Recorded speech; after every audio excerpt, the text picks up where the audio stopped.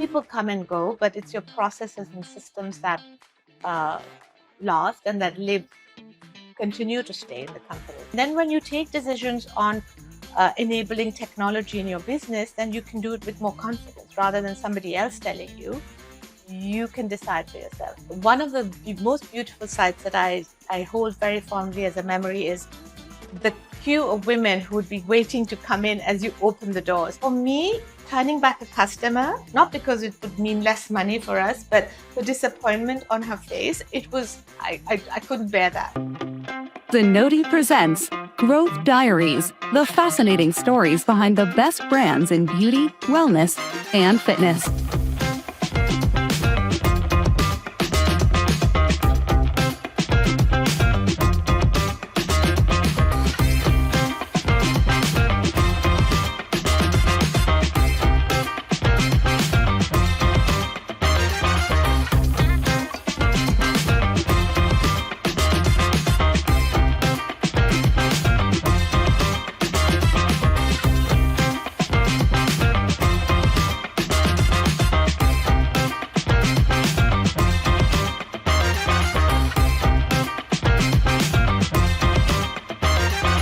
When passion meets precision, businesses don't just grow, they set new benchmarks. And that is the story of today's guest, who built one of the most recognized names in the beauty industry.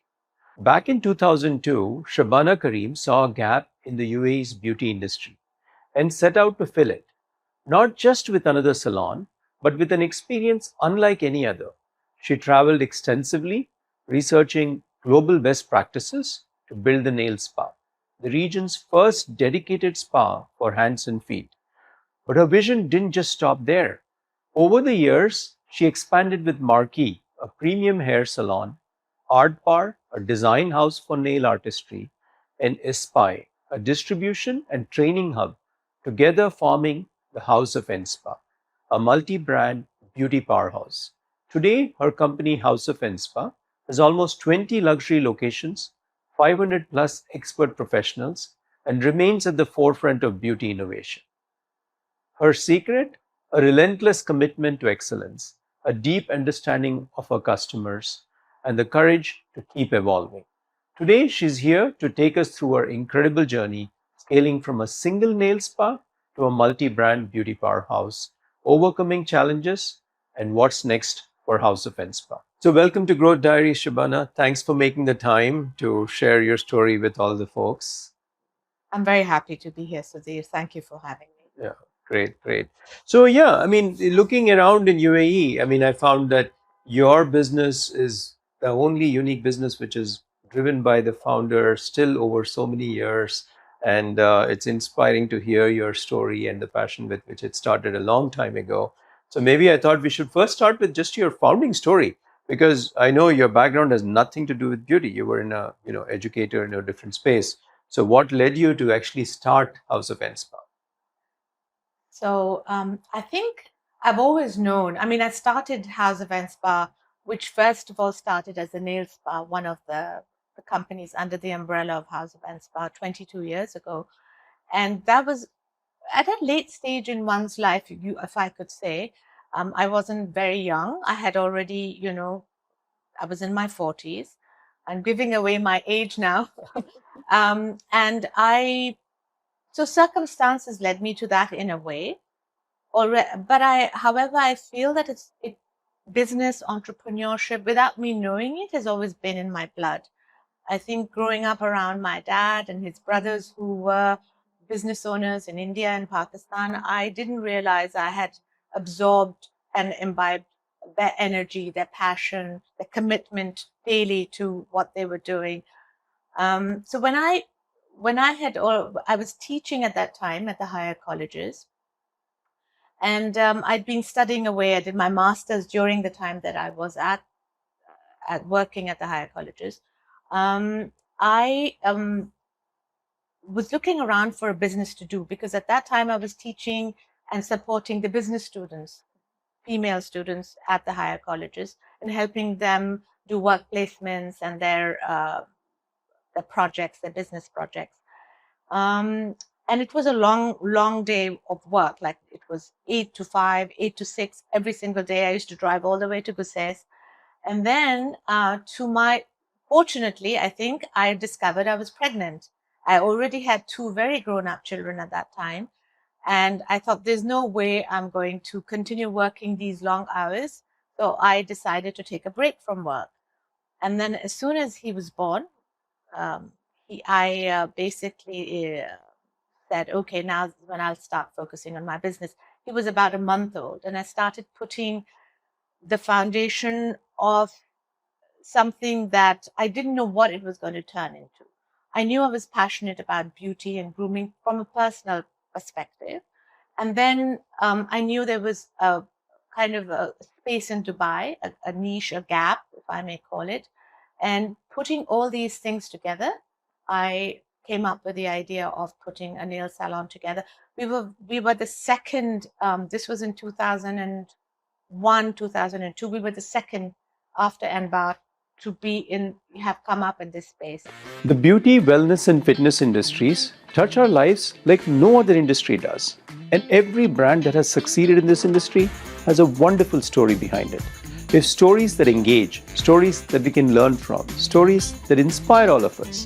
And I'm here to bring you these stories and introduce you to the wonderful people behind these brands. So if you're enjoying this, do press like and hit the bell icon to subscribe, so you'll be the first to know when a new episode comes in. It was quite interesting that you could have followed, you mentioned about your family being entrepreneurs. You could have followed their footsteps, but you chose to find your own way in terms of the passion of what you are going to go solve, not necessarily what your family was doing. Yes. No, it was. And I'm not looking. I mean, when I look back, I'm very glad that I did that, and I'm still on course. Yeah, great. And I think so, obviously it's interesting that you picked nail specialty salon. And because in those days, it was still an emerging trend, the notion of a nail specialty salon. It was like a big bet to say that. And then on top of it, you were very focused on making it a more excellent center, not just a average center. Your experiences in Dubai led you to realize, look, maybe there's space for a high quality center. And so, and then you came from an educator background as well. So maybe you can share a little in the early days when you set up the store. What was your engagement to make sure that this is a center of excellence when it comes to nails? Okay. So to pick up from where I last left my answer to you, I set about, even though I decided it would be something in beauty, it would be a business, nails, I set about doing research. So I traveled to Singapore, to the UK, in the US, and I visited a lot of salons. Now, the US was miles ahead of anywhere in the world in terms of the nail industry. Um, it wasn't so sophisticated, but it was, in terms of acrylic nails, women were very much into their hands looking good. What I realized, and I didn't know it at that time, was I was picking up all the things that were missing in this industry. Like I approach it from a point of view of a customer. What do I find this person or this place doesn't offer? And that's how I gathered my research.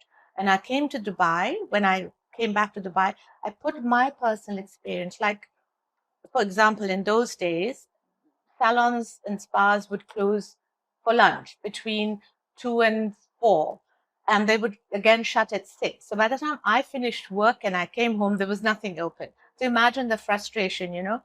And there were so many other things like that in terms of hygiene, in terms of customer experience. So I put together all the things that I think didn't exist, as opposed to trying to replicate what existed.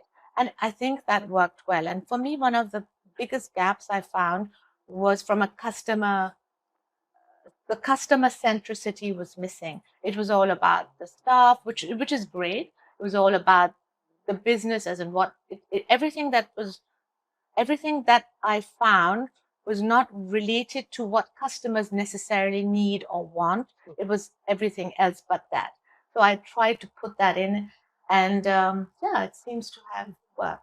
Given you came from the educator background, I think it is natural for you to find gap, because as a teacher, you tend to see what's not working and what Yes. needs to work. So I guess that way you came up with the And format. one thing I want to add to that is the first thing after the research I did, I didn't realize what I was doing. I was putting together training manuals. So I hired a kind of a beauty educator and I told her, this is what I would like to do. These are the services. By the way, I attended all the trainings of nails and any kind of beauty related that I was going to present in the business. I attended it, but I didn't do it, but I sat and I wrote the steps and procedures out of those trainings. And then I got this education. I said, now you put these into sort of standard operating procedures. This was a long time ago. And yeah, I was setting up something which I did not know what I was setting up at that time. Yeah, great. I think, yeah, that's where they say our past backgrounds tend to come to help us. Like you said, you grew up with a family of entrepreneurs, you've absorbed a lot more than you realized. Being an educator, it helped you to say this is naturally how you approach building this business. But when you started the first store, so can you share a little more about how much level of engagement you actually had to have? Where you started the store, hired a bunch of people sitting in the office? How were you running this business at the early days? So starting from once a location was sourced, we got the space in Makato, which we still have till today. It's one of our flagship stores. We started to work with the architect, we did the branding in-house with a PR individual, just very closely working with the creation of the logo, the look and the feel, the interiors, very hands-on. Once the store was getting ready, then I personally flew to Philippines, and my little one was 6 weeks old. I left him with my mum here and went to Philippines. I didn't know what I was doing. Went and sourced staff and brought them back. There were 10 in number at that time. And when they came to Dubai, the first thing we did was getting them into like a training. So of course we didn't have a head office those days. So I used my living room as their training room. For 2 weeks they came completely trained. So I wanted to standardize the service between every therapist. And so I was very involved with that. In the spa, the journey of the customer when, the booking. So yeah, very closely monitoring and being involved. I started up by being the front desk receptionist. I would stand at the front desk. And, earlier I said I wanted to cut back on the number of hours I'd be at work. I didn't realize, but I was spending 14, 15 hours a day away from my little one. And but it was fantastic. Enjoyed it very much. I was going to say that, like you thought you were going to get a break after quitting your job, but this was more work. Yes. And then you started it when had your kid was just 1 month old. Yes. I did the same thing where I quit my job and started my first company when my first kid was 1 month old, and my wife was like, "What are you doing?" It's like, crazy. The difference here is that my little one, but he was 7 months by the time I opened. My nanny would bring him, and he would be crawling around outside, so I could go out and see him. It was very personal and it was nice. I could keep my family and my work under my control. Yeah. And before you scale this business, when you explained about how you launched and how you were involved, I'm assuming there was a lot of meticulousness in terms of listening to customers and making sure you come up with a format which works very well. Maybe you can expand a little more, because you said you were, at the reception and trying to see how things are going. But in the early days, I'm assuming after you opened the salon, also for a few years, you were very actively engaged in knowing what your customers think. So one of the things I remember was so we didn't have a booking. We didn't take bookings. It was purely walk-in. So the spa would open at 9 a.m. We would get there by 8:30, settle everything, do our morning briefings, and we had a glass door. The door would be locked, but you could see people, whoever was out. And one of the most beautiful sights that I hold very fondly as a memory is the queue of women who would be waiting to come in as you open the doors. And I'd be counting, from the corner of my eye, and I'm saying, I don't want one more because I won't be able to accommodate her. For me, turning back a customer, not because it would mean less money for us, but the disappointment on her face, it was, I couldn't bear that. So I would be like, like making sure that we were able to accommodate the people who walked in, or those who couldn't, who weren't, we weren't able to fit them in. We would give them very clear instructions: go and do your shopping, we'll have you back, stay in the vicinity, we'll call you. So very engaged, very involved, not just turning back a customer and saying, sorry, we can't accommodate you, but following through. Yeah. And I always told my teams, like, it's not about the money, it's not about the till ringing every time, or you seeing dollar signs every time you see a customer. It's about ensuring that they are accommodated well, that we can give them what they are looking for, and that they leave happier than when they first came into us. And that for us is success. It's always been that for me. Is this a bit, of course, to an extent we run, we're commercially driven as well, but this, I haven't given up on this even till today, and I'm always trying to champion this part in the teams that I have. And even as House of Enspa has grown, I believe even now you read every feedback, everything customers say. Yes, yes.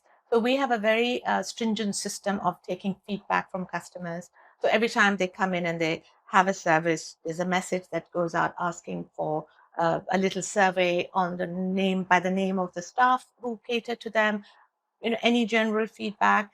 And of course, there's always some kudos, and then there's feedback, opportunities. I read every single one of them, and we get Google reviews, those kind of things. So for me, that is number one. I read those, or, more over more than the business reports and the financial reports, much to the annoyance of my CFO. But for me, that's important.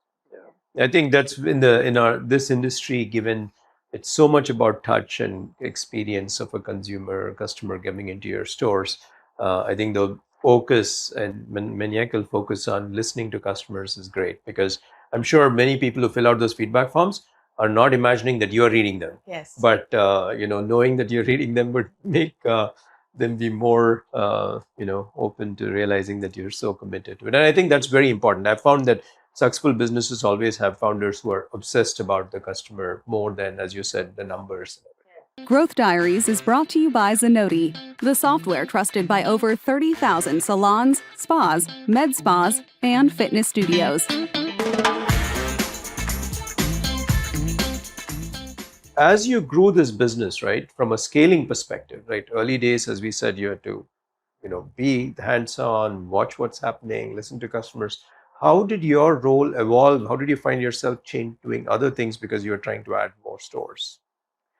Honestly, like I said earlier, when we opened the Mercato store in 2002, there was no plan to have a second, a third, or fourth. It was just that.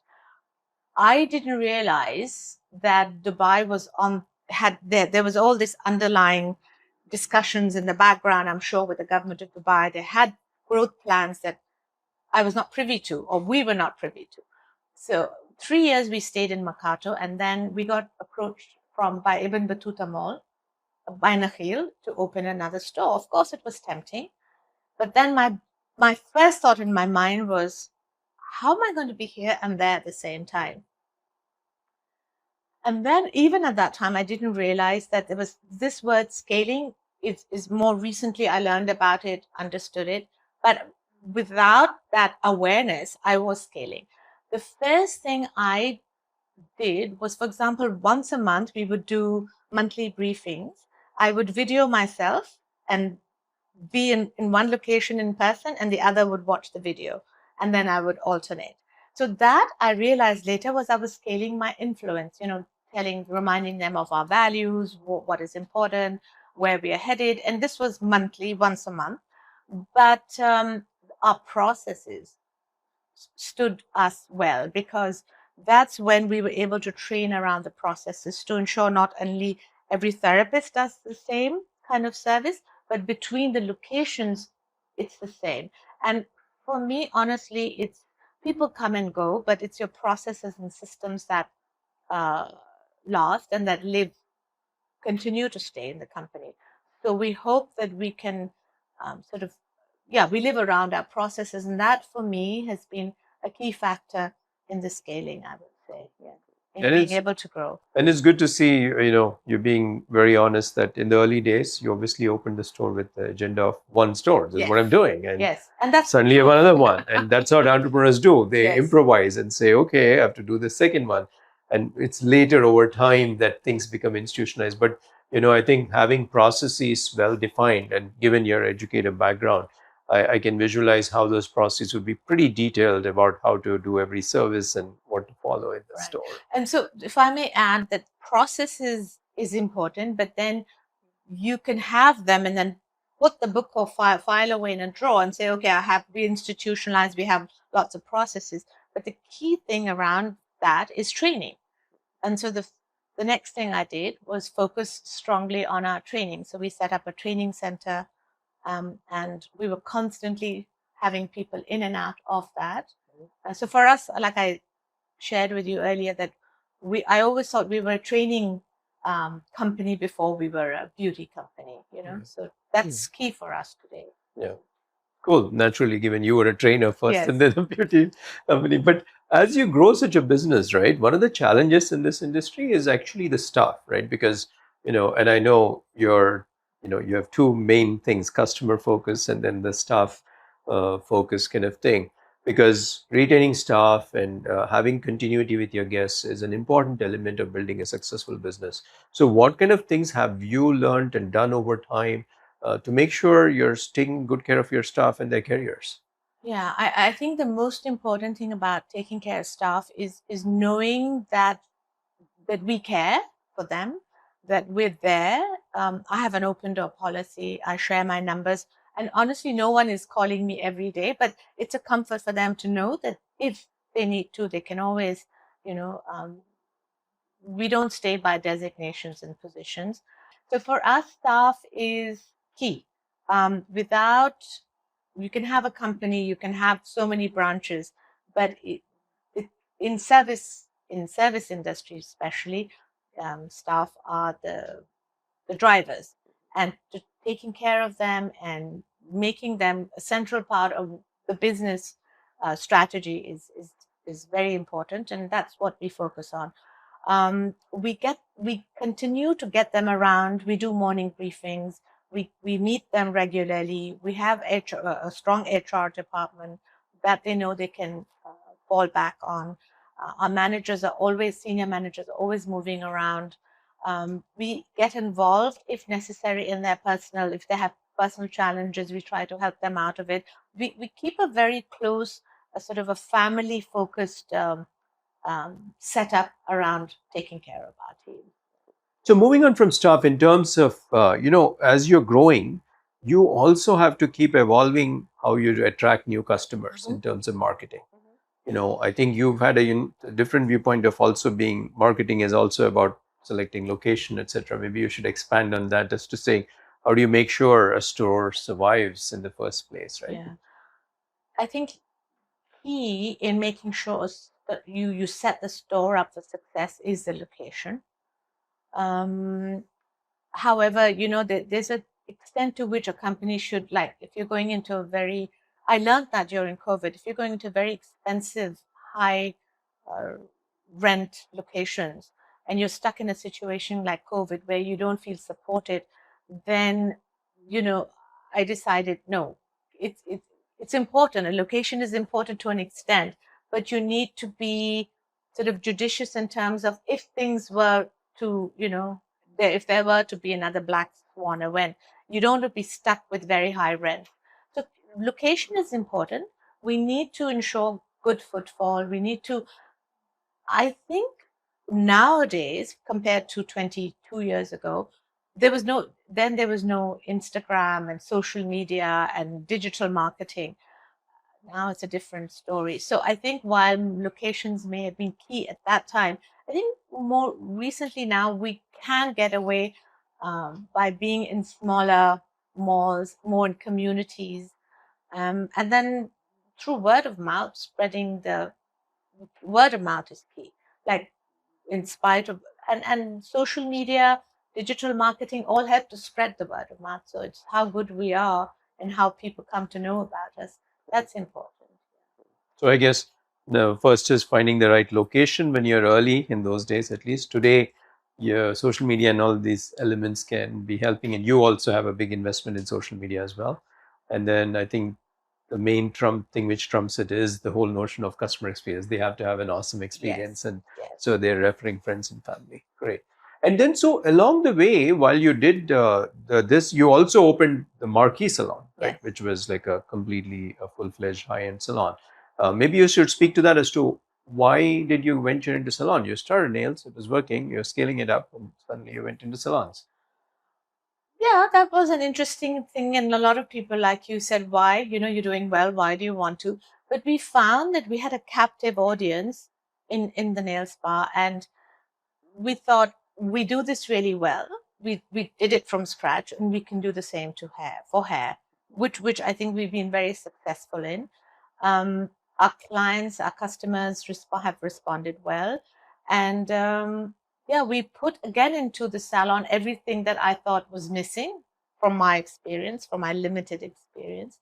Yeah, again, it's working and it's doing well. And so it's basically leveraging or looking at your customers' needs, and because you're so connected with the customer, and realizing the same customer who loves your brand also has this other need, which they're going to some other brand, and they'll probably trust your brand again because of the standard of excellence.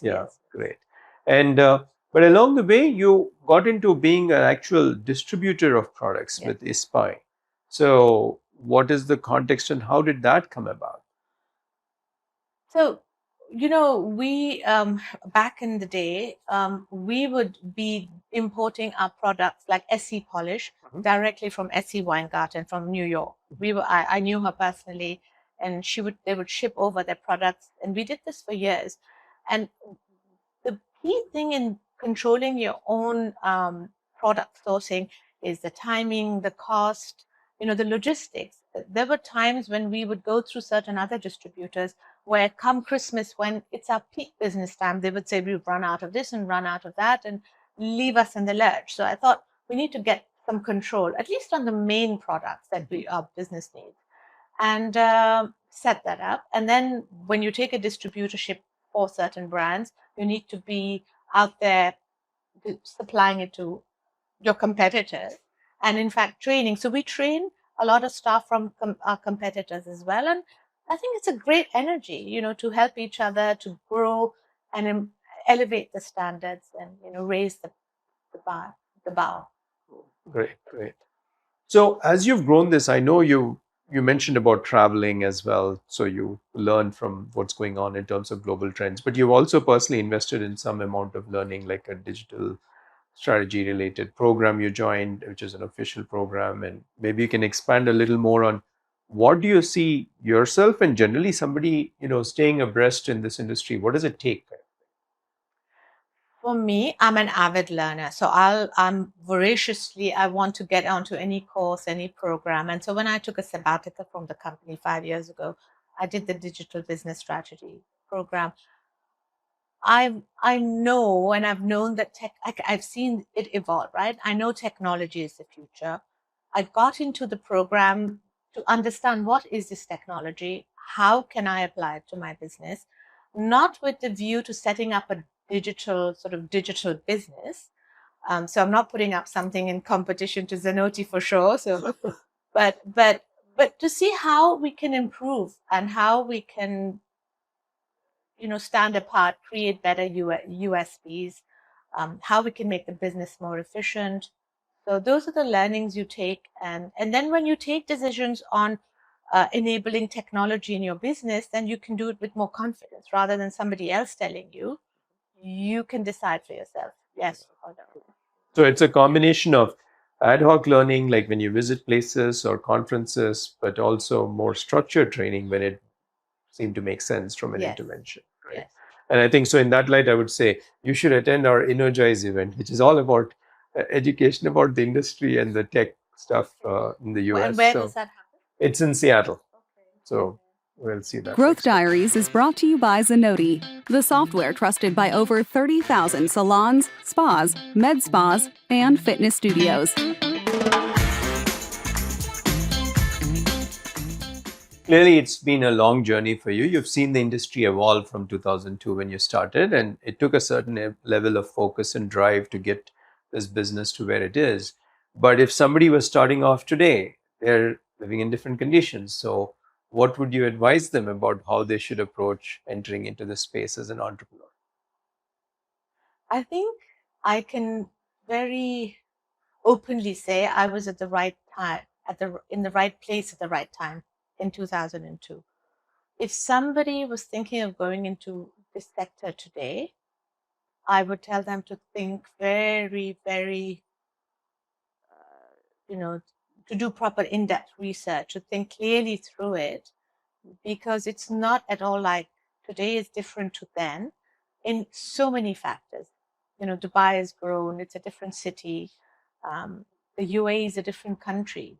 Um, from the perspective of the competition, I would say, from the staffing perspective, there's so many different, laws about hiring people and how visas are. So it's a very challenging environment. And what has stood us well over time is this focus, as you keep saying, on customer centricity, training, processes. So if someone were to start today, they have to, be very sure that's what they want to do, and they should have a very clear USP. Is what are they going to do different to what's already in the market? Because there's a lot in the market. So I think having a very differentiated offering is going to be important. Otherwise, Yes. you're yet another one. I even tell my employees, if I were to leave today and try to compete with Zenoti by starting a new Yes. company, I don't think I'm going to be successful, because doing what I did then won't work. I have to come up with something which is totally Exactly. different. And us too, that we're constantly evolving what differentiates us, right? Yes. If you don't, then you sort of lose the Yes. game. Agreed. Yes. So when you look back over these years, is there something you would do differently as you were building this business? What would that be? Look, I was 22 years ago, I was 22 years younger. And I would say that if I could, I would have turned up differently to work. I realized that when about 7 years ago, I did a Vipassana, which is a silent meditation retreat. It was 11 days where you don't talk. And that's when you come face to face with yourself. And there was a lot of, from that, building of self-awareness, building of so many other, I'm not going to go into the benefits of Vipassana, but I found I came out of it a better person. And I think that has stood me in good stead. And if I could go back, I would have started with that, and yeah. Yeah, it's wonderful to hear that, because I myself have done some meditation programs and all, and I think how we bring ourselves to work every day changes. Yes. But well, those years are gone when I didn't show up that way, and Yes. it would have made a big difference. So, is there any particular trait of yours that you feel has contributed towards the success in building House of Enspa? I would say my resilience, my passion to excel, my commitment to excellence, I think, have stood me in good stead. Yes. I've heard this before, resilience and the passion thing, because successful entrepreneurs are those who have resilience, because stuff does go wrong along the way. Not everything goes as per your plan, but the willingness to stand up every time there's a problem and move past it. And to look at those problems and challenges as opportunity, rather than throwing one's hands up. Agreed. Is there a very motivational or favorite company that you look up to that you would want to share with everyone? I think if I say Apple, lots of people think that's their favorite. For me, Steve Jobs, he started simple in a garage, right, in his home, and where the company is today, and it's focused for me. The thing that I love about Apple is it's focused on design and how they know they're so in they have figured out the intuitiveness of humans, like what humans intuitively look for. And I think that's so cool. And they tell us and they give us things we don't know that we wanted. And I somehow feel if I can take a little bit of that, like to give people what they don't know that they're even looking for in the beauty, I think that would be great. Yeah. And I'm sure that comes through in terms of that passion for the gaps in the experience, because that's kind of how you've figured out how to make sure the experience in House of Enspa brands is always beautiful, that it doesn't have the gaps which you have seen before. So, in a very simple statement, how would you say why should someone choose to visit House of Enspa? Because I would say the experience that they will have is par excellence. They would definitely want to come back because we are meticulous about their journey from the time they want to book to the time they're in the location to the follow up. And we treat each person as an individual, and they're not people who are part of the larger group of people. And each one is taking the attention to detail they'll find, the personalization. All this is, I think, special. For me, it is when I go and visit another. By the way, I'm always doing mystery shopping. So I feel that these are special things that we focus on immensely. So thanks a lot, Shabana, for sharing your story of House of Enspa. It's just always wonderful for me to meet people who are so passionate about helping, folks who walk into your store are walking in not just to look good, but when they walk out, they feel good. And we touch so many people's lives in this industry, and I'm sure it's been very rewarding for you building the scale of the business you have in the UAE. All the best going forward. Thank you, Sudheer. It was a pleasure talking to you. Yeah. Growth Diaries is brought to you by Zenoti.